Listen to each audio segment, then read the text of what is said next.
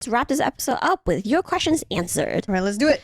Okay, we got a series of percentage-based questions. Is 10% really too harsh for the face? The 5% doesn't seem to work on me. Does it stop being effective for psoriasis after a while? And Judith Holler asks, is 10% a good percentage in moisturizers? Yeah, so like we said, 5 to 10% is great. So we would say no, it is definitely not too harsh for face. Cyrus, you ask if it's stopped being effective for psoriasis. We would say check with your derm, because that sounds like a better question for them. I don't know what other topicals you may be using. That is definitely a better question for your derm. Yep. All right, next question. Roxy QF asks, it was prescribed for me to treat stretch marks. Does it make sense? All right, guys, we might dedicate an episode to stretch marks at one point, but does it make sense? Yes. A lot of treatments for stretch marks is hydration. And keratolytics. Yes, and cell turnover stuff.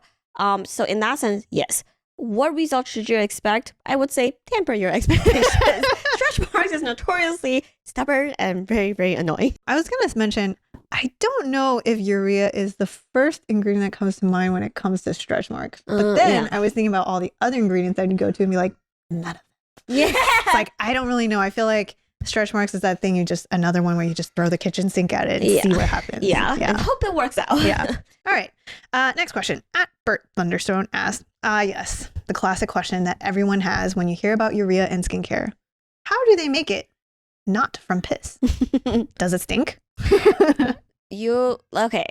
Urea is not sourced from human urine. They do not collect your urine to make urea. Yeah, it's a very straightforward, basic. It's synthetic essentially. There's a lot of well-established reactions that generate urea at very high purity. It's a very simple, very economic process. No need to bake your piss to extract the urea. Yeah.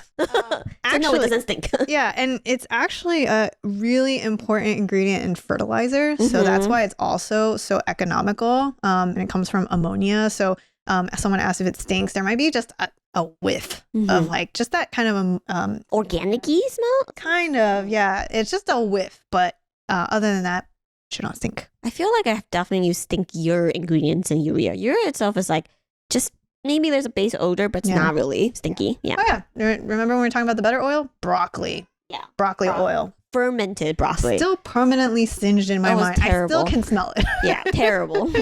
All right. Finally, I think this is a comment from @Tess She asks, I glorify urea, but my face doesn't. Could Ectoin be a good replacement? That is a great question. You know what? Thank you for giving us a future episode idea. Yeah. I don't think Ectoin really functions in the same realm as urea. If you're looking for a good basic hydrator, like I think glycerin is always a very basic ingredient to include. If you're looking for something that kind of plays in the same NMF field as urea, actually try lower levels of, say, lactic acid. But for Ectoin, what does it do for your skin? We will save it for a later episode. Also, another rising ingredient that I'm not expecting. Yeah. Cool.